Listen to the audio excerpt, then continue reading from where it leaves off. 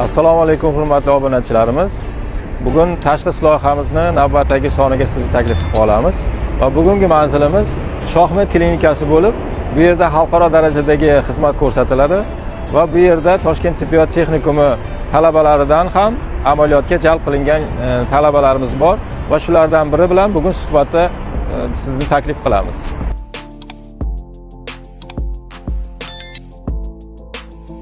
Mana bugun Shohmet klinikasiga tashrif buyurdik va tashxis loyihasi navbatdagi soni bilan sizni tanishtiramiz. Marhamat. Assalomu alaykum, hurmatli obunachilarimiz. Bugungi navbatdagi tashxis loyihamizni nufuzli klinikalarimizdan biri Shohmet klinikasiga tashrif buyurdik va bu yerda Toshkent tibbiyot texnikumi talabalaridan Esonov va Zumradxonning amaliy holatlari, amaliy jarayonlari va ularning ish jarayonlari bilan tanishamiz. Va ularni suhbatga chaqiramiz. Assalomu alaykum. Assalomu alaykum. Zumradxon, yaxshimisiz? Rahmat, yaxshi. Mana bugun sizni amaliyot jarayonlaringiz, ish jarayonlaringiz bilan tanishish uchun keldik. Bugungi kundagi amaliyot jarayonlaringiz haqida va bu yerda qanday ishlar bilan mashg'ul ekanligingiz, aynan nima ish vazifani bajarayotganingiz haqida qisqacha suhbat qilib bersangiz. Men Esonov Zumrad, Hikmatullayevna, Toshkent tibbiyot texnikumi hamshiralik yo'nalishi talabasiman. Hozirda Shohmet klinikasida ham ishlab, ham o'sha amaliyotimni o'tab, daromad topyapman yaxshigina. Meni o'qishim, mana shu ishlash jarayonimda qiyinchiliklarni tez yengishimga yordam beryapti. Hozirda men o'sha Shohmet klinikasida prosedurnikda ish yurityapman. U yerda patsientlarga o'sha lichinalga kelishadi, ularga ukol qilamiz. Har xil antibiotiklar bilan, dorilar bilan ishlayman. Ular menga anchagina qulayliklar tug'diryapti, chunki o'sha ham o'qib, ham ishlash jarayonida menga ancha yengillik tug'diryapti, chunki o'qishda ham o'sha dorilar nomi bilan bemalol aytib o'ta olaman. U yoqda o'sha texnikumda olgan bilimlarimni bu yoqda bemalol qo'rqmasdan o'sha amaliyotda o'ta olaman. Menga ancha yengil bo'ldi u jarayon. Men texnikumni tanlaganimdan xursandman, chunki menga o'qishlarda yaxshi bilim berdi. Men ustozlarimga kattakon rahmat aytaman. Bu yerda ham menga yordam bergan Shahnoz Shukurovnaga o'z minnatdorchiligimni bildiraman, chunki ular menga o'sha ish jarayonlarida ko'p o'sha ukol qilishlarini, o'sha amaliyotlarda menga juda ko'p yordam bergan. Dorilar haqida qanaqa ishlashi, patentlar bilan qanaqa gaplashishlarini, muomalalarni o'rgatgan. Men ularga kattakon rahmat aytaman. Va bu klinikani o'sha direktori Shoira O'ktamovna va Rustam O'ktamovichga ham alohida minnatdorchiligimni bildiraman, chunki ular menga shu o'qishimga ish jarayonida ruxsat bergan o'qishim uchun. Yaxshi o'qib bilim olsam, shu joyda o'sha ishga qabul qilib, kattaroq oylikka, daromadga chiqishimga, yaxshi ish o'rinlariga ega bo'lishimga yordam beradilar, ruxsat berganlar shunaqa qilishimga. Men ularga alohida minnatdorchiligimni bildiraman. Juda ham yaxshi. Demak, Toshkent tibbiyot texnikumidagi jarayon, o'qish jarayoni va amaliyot jarayoningiz birgalikda olib borayotganingiz siz uchun katta foyda beryapti, to'g'rimi? O'zim uchun ancha katta foyda bo'ldi, chunki ham bilim olib, ham o'sha olgan bilimlarimni amaliyotda o'rganib boryapman hozirgi kunda. Men uchun qiyinchiliklar hozircha yo'q, hammasi yaxshi. Juda ham yaxshi. Demak, Toshkent tibbiyot texnikumi tomonidan shu dual ta'lim, ya'ni amaliyot va ishni birgalikda olib borish, ustoz shogird an'anasiga amal qilish jarayonlari sizga juda foydali bo'ldi, to'g'rimi? Juda foyda berdi. Men texnikumni tanlaganimdan juda ham xursandman. Mana hozir aytib o'tdingiz, amaliyot jarayonlarida ko'p narsalarni o'rganib boryapman deb. Albatta, nazariy bilimlar bilan bir qatorda amaliy tajriba katta o'rin tutadi va amaliyotda juda ko'p qiyinchiliklarga duch kelishingiz mumkin. Aynan amaliyot jarayonlarida siz qanday qiyinchiliklarga duch keldingiz va ularni yengib o'tishda nimalarga e'tibor qaratdingiz? Shu haqida ham ozgina aytib o'tsangiz. Qiyinchiliklarga ko'p o'sha ekstremniy kelib qoladi. Ko'chadan o'sha shoshilinch kelib qoladi. Kimdir anaqa varaja berib issig'i ko'tarilib ketadi, kimdir anaqa sudurga berib kelib qoladi. O'sha shu jarayonda ozgincha qiynaldim. Lekin yordam berdi. O'sha men bilan birga ishlagan Muslima opa bor, Azima opa, shular menga yordam berdi. Shu jarayonni qanaqa yengib o'tib ketish kerakligini. Qiynalmadim deb o'ylayman. Shular bilan birga anaqasini o'sha nazначенияларni berdik. Juda ham yaxshi. Aytingchi, Amaliyot jarayonida bilamiz, bu klinika xalqaro darajadagi klinika bo'lib, juda ko'p chet eldan kelgan mehmonlar ham murojaat qilishadi. Albatta. Va undan tashqari o'zimizni ya'ni mahalliy aholimiz ham murojaat qilishadi. Bundan ko'rinib turibdiki, faqat o'zbek tilida emas, balki boshqa tillarda ham suhbatlashishga to'g'ri kelishi mumkin. Albatta. Bu jarayonga siz qanday kirisha oldingiz va o'zingizga o'xshagan talabalarga til borasida qanday tavsiyalar bergan bo'lardingiz? Bizga haqiqatda juda ko'p chet davlatlardan keladi. Tojikiston, Qirg'iziston, Qozog'iston, Afg'oniston juda ko'p anaqalardan keladi. Hindistondan ham kelishdi, xitoyliklar kelishdi. Ular bilan ham o'sha anaqada bo'ldik, nima deydi, suhbatda bo'ldik. Lekin o'sha til bilish kerak ekan, albatta. Rus tili, ingliz tili birinchi o'rinda. Muloqot qilish uchun, o'sha bemor bilan gaplashish uchun, uni nima deyotganligini bilish uchun albatta til o'rganish kerak ekan. Til o'rganishni maslahat beraman. Rus tili, ingliz tili birinchi o'rinda. Yaxshi. Siz aynan mana shu til borasida qanday amaliyotlarda ish olib boryapsiz? Ya'ni tilni alohida o'rganishga e'tibor qaratganmisiz? Qaysi tilni o'rganyapsiz? Endi Xudo xohlasa, shu rus tili bilan ingliz tilini o'rganmoqchiman.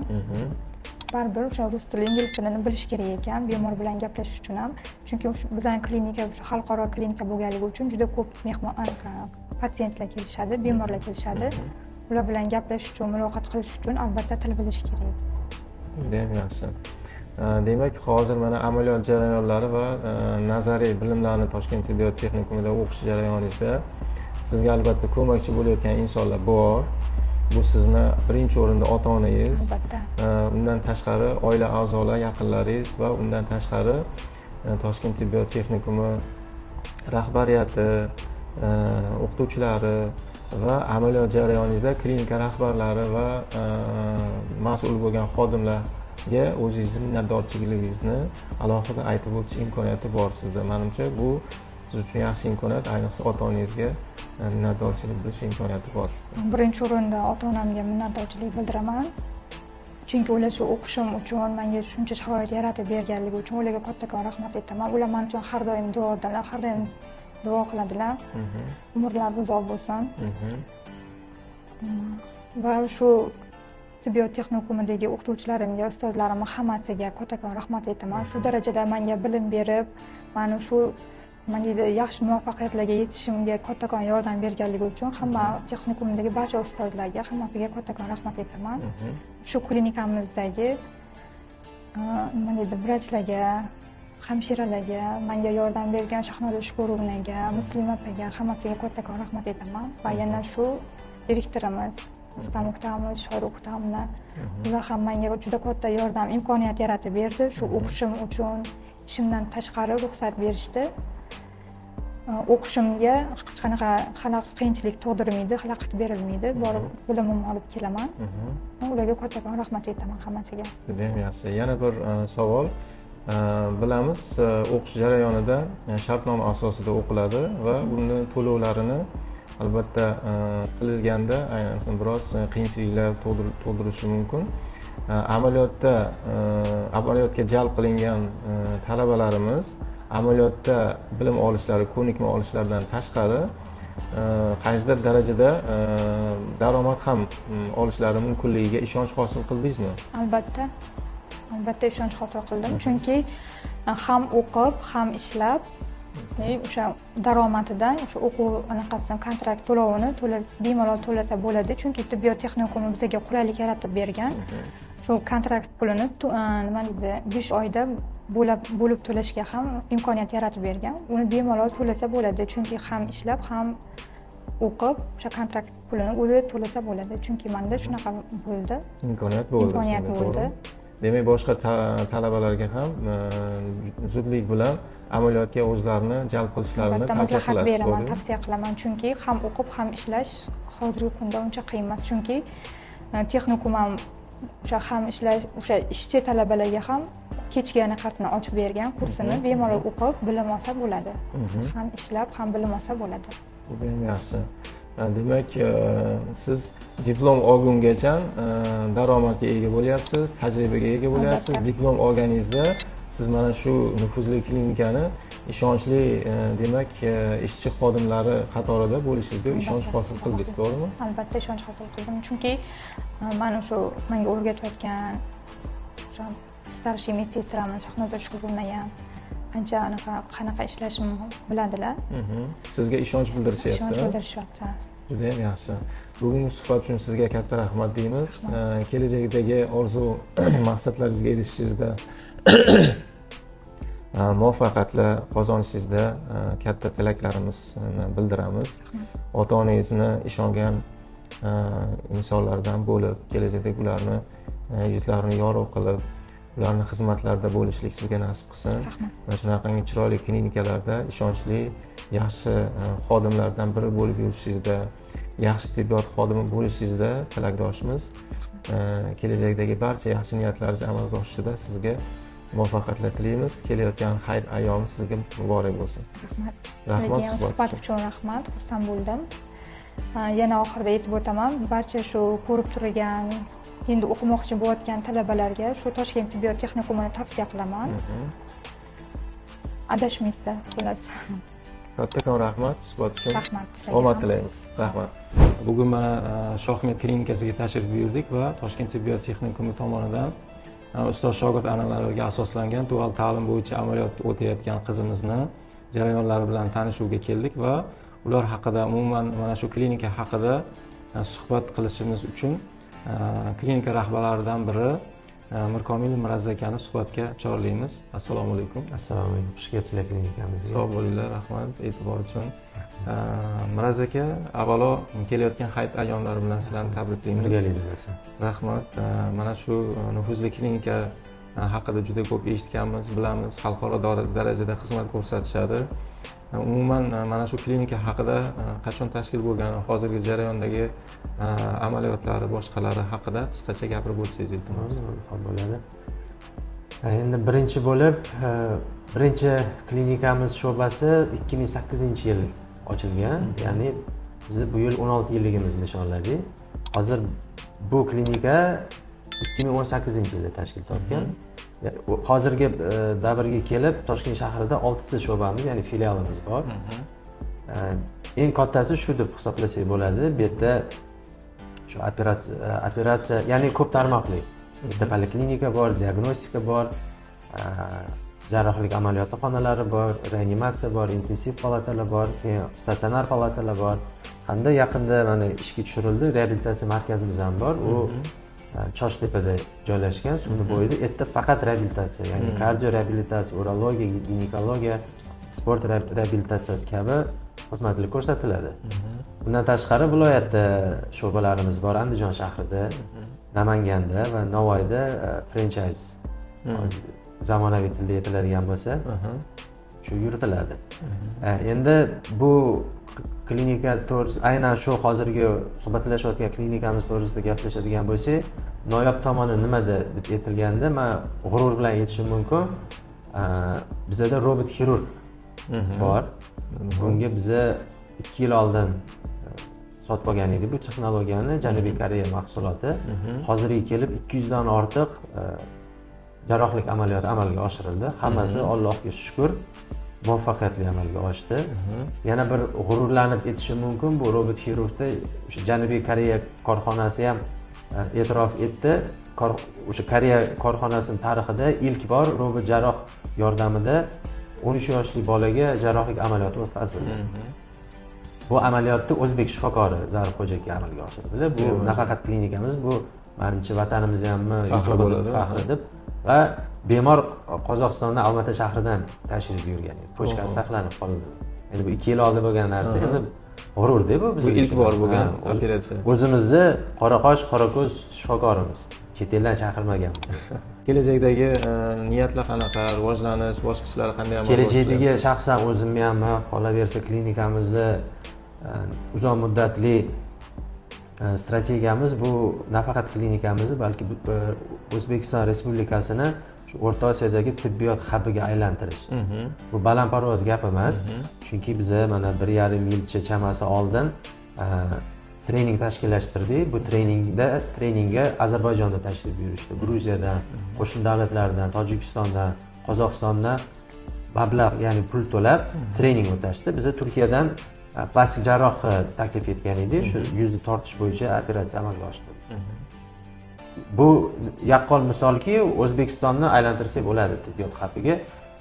Turizm qilib tibbiyot hubida ham bemorlarni chetda davolash, ham chet eldan shifokorlarni chaqirib bu yerda o'qitish.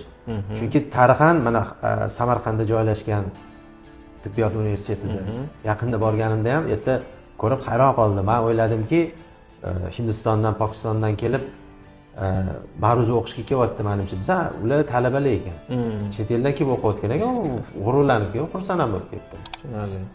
Azaldan o'zi O'zbekiston deganda nafaqat tarixiy obidalar, balki ilm manbasi ham hisoblaganda, shuni yana tiklasak bo'ladi-da, qadamma-qadam bossak. Va shu jumladan shu meditsina hubiga va hozir endi ommalashib ketyapti, raqamli iqtisodiyot hamma yoqda, o'shaning uchun raqamlashtirilgan texnologiyalarni ham kirityapmiz. Mana misol uchun MSKTda bizada sun'iy intellekt o'rnatganmiz. Bu sun'iy intellekt nima qiladi? Bemorda ilk insultni ilk bosqichlarini aniqlash imkonini beradi. Bu inson jismonan ko'ra olmaydi bu ko'zi. Endi o'zini nima deydi, ilmiy asoslangan tomonlari bor, chunki miyani zichligini bu 100 ta tushirish kerak edi, 100 tani solishtirish kerak, unga juda ham ko'p vaqt ketadi. 100 tani o'tirib qilolmaydi. O'shaning uchun sun'iy intellekt hozir ommalashib ketgan. Bundan tashqari mana misol uchun Eron bilan hozir hamkorlik qilyapmiz, Eron korxonasi bilan IT yo'nalish bo'yicha. PAK sistema deyiladi. Mana hozir diagnostika kelinadigan bo'lsa, radiologiyaga, MRT, MSKT, UZI, rentgenga bemor tushgandan keyin uni anaqasi plyonkasiga chiqariladi. Uni kutadi, qachon chiqargan deb. Misol uchun shifokoriga keyin uni olib boradi. Unga vaqt ketadi-yu. PAK sistema qanaqa? Bizda bemor tushgandan keyin havola beriladi, Telegramga yuboriladi. Shu havola orqali kirsa, telefondan ochib ko'radi yoki kompyuterdan ko'rib o'tiradi. Tayyor bo'ladi. Masalan, Amerikaga jo'natadimi, Ispaniyaga jo'natadimi, shifokorga havolani jo'natadi. Doktor ham kiradi-da, anaqani tashxis qo'yib beradi. Hamma narsa ko'rinib turadi. Hamma narsa ko'rinib turadi. Hozir endi sekin-sekin boshqa filiallarimizga ham bu narsani ta'minlab etyapmiz. Davomli hamnafas bo'lishga harakat qilamiz. Juda ham ajoyib. Demak, buyuk bobomiz mana shu Ibn-Sino bobomizga mos bir ishlarni amalga oshirish niyatlari bor ekan. Bu mana shu jarayonda sizlarga katta kuch-quvvat, muvaffaqiyat tilaymiz. Endi suhbatimizga yana bir masalani aytib o'tmoqchi edim. Mana shu jarayonda Toshkent tibbiyot texnikumini ham qaysidir darajada bir hissasi bo'lishi mumkinmi? U yerdan kelayotgan amaliyot bo'yicha ustoz shogird an'anasi bo'yicha bu yerga kelib, ham o'qishdan tashqari kelib amaliyot qilayotgan o'quvchilarimiz haqida, talabalarimiz haqida ham fikrlar ayta olasizmi? Kelajakda Toshkent tibbiyot texnikumi bilan yana ham ko'proq hamkorlik qilish imkoniyatlari bormi? Ishonsa bo'ladimi bu jarayonga? Toshkent tibbiyot texnikumi berayotgan nazariy bilimlari yetarli darajada bo'lishiga ishonch hosil qildinglarmi? Shu haqida ham aytib o'tsangiz. Albatta, texnikum bilan hamkorlik qilish doimo biz ochimiz hamkorlikka, chunki har bir rivojlanishi tagida bu inson resurslari, ya'ni kadrlar yotadi. To'g'ri. Misol uchun klinika zo'r qilib qurib qo'yishingiz mumkin, zamonaviy asbob-uskunalarni olib kelib qo'yishingiz mumkin, uni ishlatadigan inson resursi bo'lmasa, u bir tiyin hech kimga kerak emas. O'shaning uchun biza rivojlanishimiz uchun amaliyot bilan nazariya uyg'unlashish kerak. Amaliyot bu klinika bo'lsa, nazariya mana tibbiyot texnikumi bo'lishi mumkin. Biza nafaqat texnikum, balki yaqinda mana maktabdan ham kelishdi. 9-10-sinf o'quvchilari kelib 2 kunlik amaliyot o'tab ketishdi. Bu chet el tajribasida ham shunaqada. Bizda endi O'zbekistonda endi bo'lyapti, chet elda headhunter degan bu охота за головами, ya'ni mazmunan tarjima qiladigan bo'lsak, salohiyat ketidan ov qilish mazmunida. Bular katta korporatsiyalar borib maktablardan, universitetlardan iqtidorli talabalarni izlab yuradi-da. Kerak bo'lsa o'sha stipendiyasini to'lab oxirigacha o'qishini ta'minlab beradi, moddiy tomonlama o'qishini bitirgandan keyin o'sha korporatsiyaga ishlaydi. Biz ham mana endi shu yo'nalishga ketishga harakat qilyapmiz. O'zingiz bilasiz, tibbiyot sohasida har xil nima deydi, bosqichdagi inson resurslari bor, ya'ni hamshiralar, ularning tepasida keyin shifokorlar turadi. Har bir bosqichchi xodimlarini o'zini o'rni bor. To'g'ri. Hamshirasiz shifokor hech narsa qila olmaydi. Chunki jarrohlik amaliyotidan keyin yoki davolanishdan keyin hamshira bo'lishi kerak. To'g'ri. Hamshira qanotida shifokor. O'shaning uchun texnikumni roli juda ham beqiyos. Bizani xodimimiz Zumradga keladigan bo'lsangiz, shaxsan ularni men e'tirof etishim mumkin, izlanuvchanligi. Nimaga degan savolga asoslab berishim mumkin. Men o'zim ham kitob o'qishni yaxshi ko'raman. Shu kitob o'qishimni ko'rib qolganlarida mendan ham kitob so'raydilar-da. Bir ikkita kitob berdim. Hozir mana Said Ahmadning Ufq asarini berganman, o'qiyaptilar. Ya'ni odamni o'zida kitob o'qishga intilish bo'lsa, u degani odam o'zini ustida ishlaydi-da. Shaxsiy rivojlanish, qaratish kerak. Biza yaxshi mana oxirgi yillar shu hattoki prezidentimiz tashabbus bildiryaptilarki, kitob o'qinglar, o'zingizlar ustingizda ishlanglar. To'g'ri. Endi o'zimdan masalan misol keltirishim mumkin. Men 2018-yil Davlat boshqaruv akademiyasiga o'qishga kirganman. Magistraturaga, 2 yil magistraturaga. O'sha yerda 4139 mi prezident farmoni bor edi. Adashtirayotgan bo'lishim. O'sha yerda bitta punkti bor edi prezident farmoni. Davlat boshqaruv akademiya tinglovchisi o'qish mobaynida 5 ta badiiy asarni o'qib taqdimot qilish kerak. Badiiy tahlil qilib. Tushunarli. 3 ta mahalliy yozuvchilarniki edi, 2 ta chet el yozuvchilarining asarlari. Bu prezident darajasida bu tatbiq qilingan narsa edi-da. O'sha qiziqish ketyapti. Zumrad mana kitob o'qiyaptilar, bu yerda amaliyot baza tayyor baza bor. To'g'ri. Har tomonlama administratsiya ham bunaqa kadrlarni e'zozlaydi, har tomonlama qo'llab-quvvatlashga ko'maklashadi. Rahmat Muraz aka. Ajoyib suhbat uchun, bugungi taklif uchun, bugungi kutib olib mana shunaqangi bir ajoyib suhbatga vaqt ajratganingiz uchun sizga katta rahmat aytamiz. Toshkent tibbiyot texnikumi tomonidan, administratsiyasi va o'qituvchilar kollektivi tomonidan sizni shifoxonangizga, klinikangizga juda katta resurslarni berishga va yoningizda turib nazariy bilimlarni olishda xizmat qilishga, ko'maklashishga biz har doim tayyormiz. Va tibbiyot texnikumi tomonidan kelajakdagi rejalarda, hozirgi qilinayotgan ishlarda rivoj tilaymiz. Bugungi suhbat uchun sizga yana bir bor minnatdorchilik bildiramiz. Sizlarga ham katta rahmat. Yana bir bor hammanglarni kirib Ramazon hayiti muborak bo'lsin. Yaxshi kunlarda inshaalloh ko'rishib nasib. Rahmat, yaxshi kunlarda ko'rishingizga e'tibor uchun rahmat. Salomat bo'ling. Hurmatli obunachilarimiz, mana bugungi tashxis loyihamizni navbatdagi soni bilan sizni tanishtirdik, suhbatlar bilan tanishtirdik va bugungi klinikamizdagi jarayon bilan Toshkent tibbiyot texnikumi amaliyotlari bilan tanishtirdik va kelgusidagi tashxis loyihalarimizni ham sizni kutib qolamiz. Albatta obuna bo'lishni va like bosishni unutmang. Xayr, salomat bo'ling.